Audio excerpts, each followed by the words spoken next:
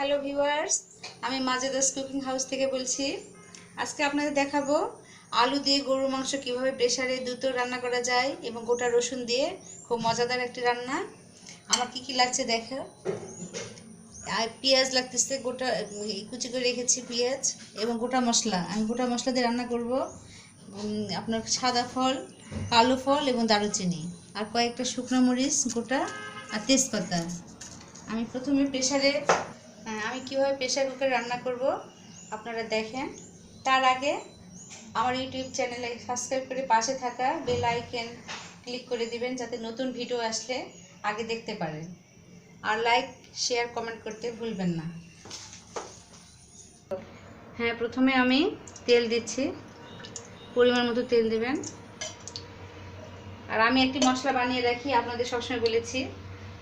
মশলাটা শুধু জিরা, আদা আর শুকনো মরিচ বাটা আছে। আমি শুধু এটাকে বেটে দিব।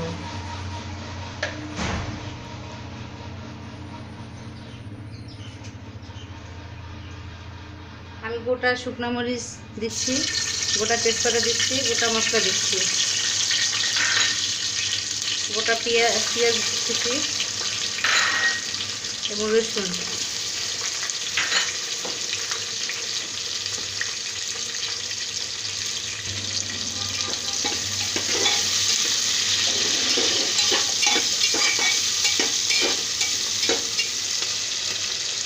একটু নাড়বো।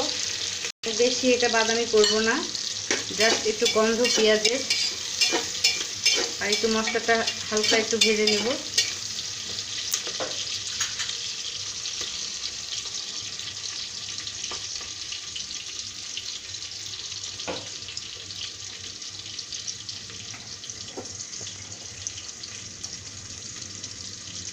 তারপরে দিচ্ছি মশলা। আমি যারা বেটে রেখেছিলাম শুকনো মরিচ, আদা ও জিরা একসঙ্গে বেটে রেখেছি।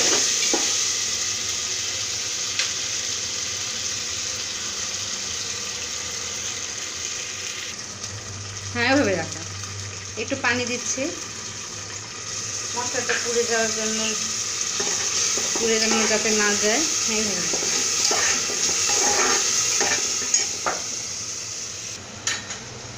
পরিমাণ মতো লবণ দিব, আপনারা স্বাদ মতো লবণ দেবেন।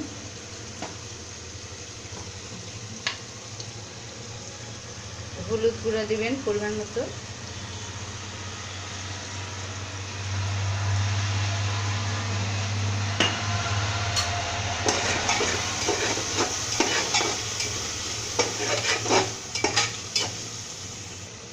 দেখেন আমার মশলার কালারটা কত সুন্দর এসেছে।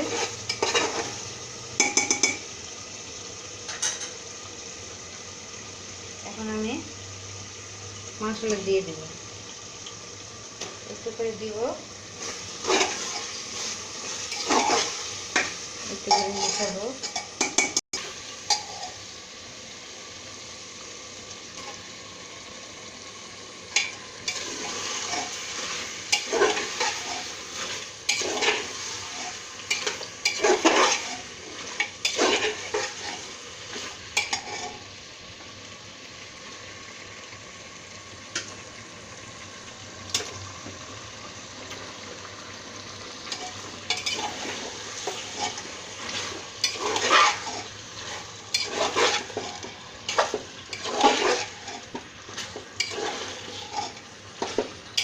এই মাংসটা একটু কষাবো, তারপরে আলুটা অ্যাড করব।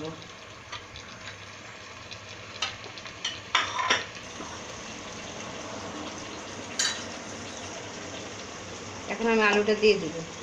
আমি আলুটাকে আগে ভেজে রেখেছি।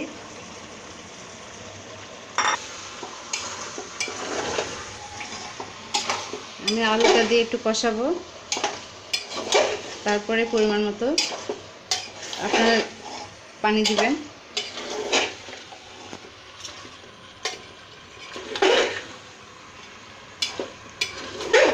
দেখেন আমার মাংস কালারটা কত সুন্দর এসেছে।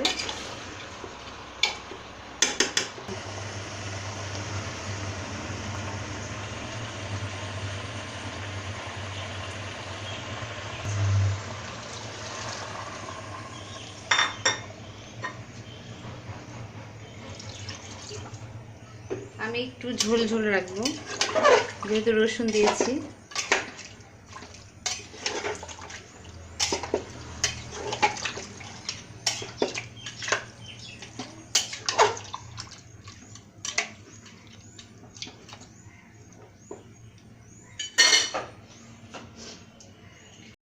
এখন আমি ঢেকে দেব।